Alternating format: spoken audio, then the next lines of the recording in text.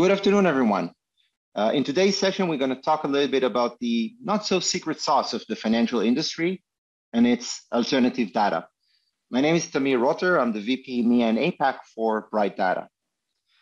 So what is alternative data? Alternative data refers to pretty much any kind of data that is used by investors and analysts to evaluate a company or an investment, which is not in line with the traditional sauce.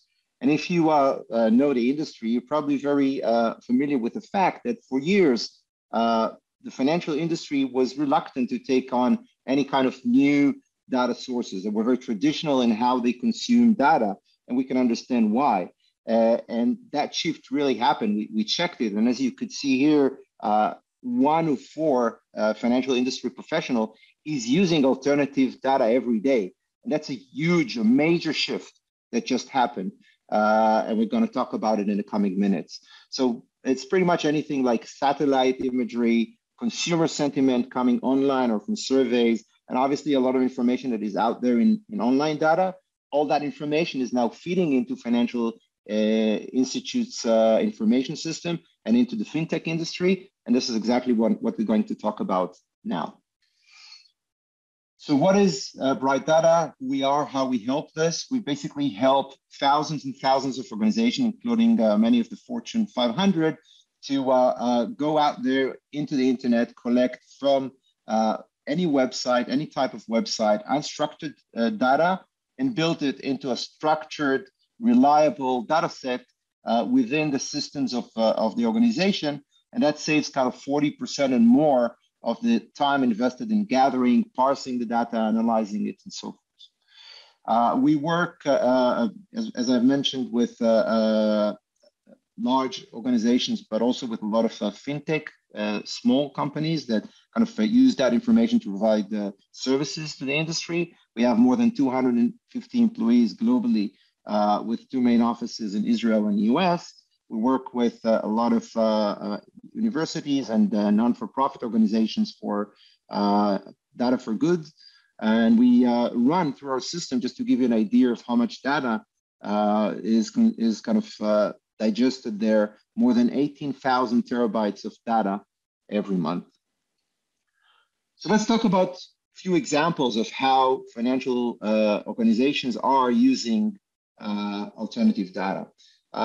Let's think about Hilton as a company that you may want or to either invest or sell your investments in. You could look at financial reports, but that's kind of the information everybody else has, right? So how about if you track a lot of the key properties in Hilton for rooms availability, the prices offered, etc. That could probably give you a very good insight into how the quarter is going to end for Hilton, even before any financial reports are going out. Another source of information that you could look at is business data.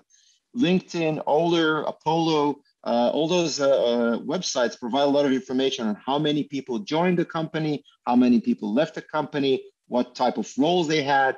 And obviously, if you look at that, that can give you a very good insight into how that company is doing far beyond a report that comes in a number of months later. And, a third example would be social media. Pretty much any topic that you want to cover and get more insights, you could get that information from social media. Understanding blogs, understanding profiles, seeing what companies are putting out, you name it.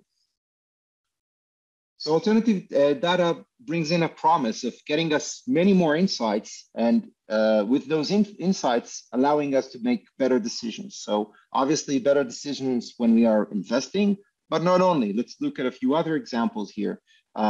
We could actually understand the credit risk. If we want to give credit to somebody, we have a much better insight about that company or sometimes about that individual looking at alternative data. Another angle would be cross-selling of products. So if your customers allow you to collect publicly available information about them, you know much more about them and you can offer them more products that you have in your offering. Another angle is if you're in the insurance industry, just having a much better risk assessment because you know much more about the organizations or the people that you're insuring. And also you have the ability to understand the complexity of your competitive pricing in order to make sure you match it and you don't lose on price. So all those type of solutions can be done much better when you have that flow of alternative data coming from the web.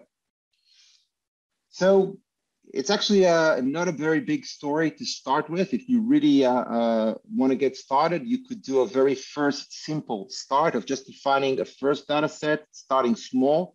And then as you grow, automate it, expand your data sources, automate it and scale. Kind of 1, 2, 3 that you see here. And obviously, if you collect data, it's important that you choose a partner that is doing that in a responsible way. Today in the industry, I think it's very important to make sure you don't damage the websites you collect data from. You only collect legal data that you're allowed to use, only publicly available data, and you abide by the global regulations. If you have any more questions, these are my contacts.